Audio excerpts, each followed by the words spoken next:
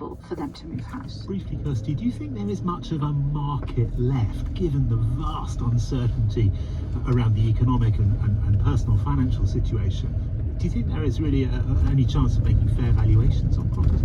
I think valuations will no doubt be difficult. But the thing about house moving is that it is very often far more human than financial. People move because they move jobs, they get married, they get divorced, people die. You know, the reasons that we all move are very, very human. And so the market always continues to a greater or lesser extent. You know, prices do go up and go down, but whatever happens with prices, people need to go on having somewhere to live, which functions for their families. Kirsty, thank you. Kirsty Olsson there. Well, Simon Gompertz is the BBC's personal finance correspondent. He's also on the line.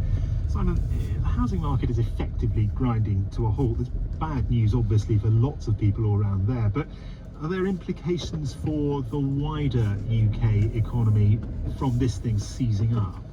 There definitely are, Johnny. If you think about it, over, say this is a 3-month standstill, you'd expect to have the best part of 300,000 transactions in that period.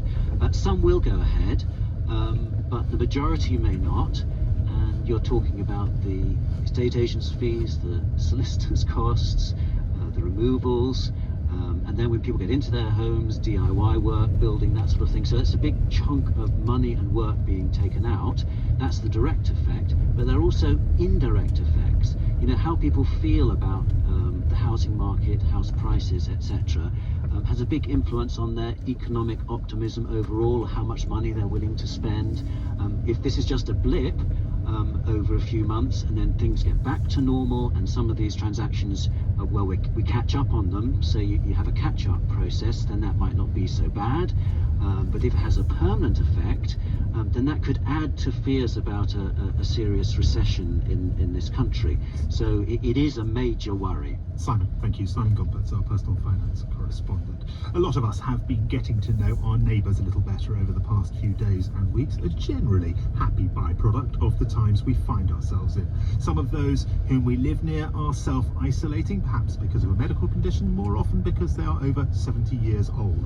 Our reporter Becky Milligan's next-door neighbour has 70 years and 10 under his belt. She's keeping in touch with him at a safe distance over the garden wall. I have to keep a good distance away. You could rest it slightly on. Yeah. I have my mic taped to the end of a broom. Like that. That's quite good. Yeah, look, Hamish, this is what I have. On a broom. I can get nearer down there. I don't want you to be nearer. No, that's all right then. How far away are we from each